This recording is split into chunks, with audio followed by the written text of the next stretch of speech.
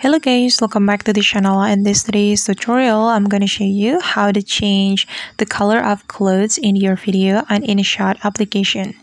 Okay, first of all, let's just create a new project on our InShot. So we can tap on the video and tap on new, and we're going to add blank clip to our project. So we can tap on the blank option, then click on this checkmark button and just wait. Okay, and now the blank clip has been added to our InShot project, and we're going to duplicate this clip. So you can tap on the duplicate option. You can duplicate it as many as you like. It depends on how many colors you like to apply to your clothes. And I'm just going to apply 3 colors. And then we can change the color of this blank clip. So we can tap on the blank clip, then tap on the background and just select the colors you want to apply to your clothes. And I'm gonna go with this one, this purple. Okay, then click on this checkmark button. And for the second color, I'm gonna go with maybe this one.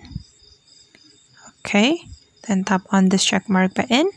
Then for the last one, I'm going to select maybe this one. Okay, then just click on this checkmark button, and now we're going to import the video that want to change the clothes color. So we can click on PIP, then tap on the video.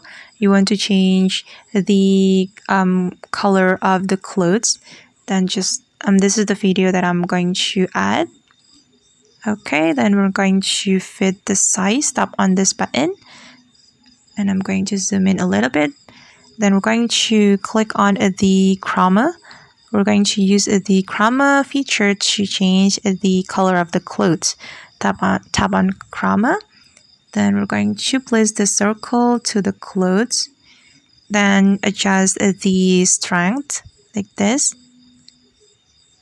Okay, you can keep adjusting until you're satisfied with how it looks, and the shadow as well.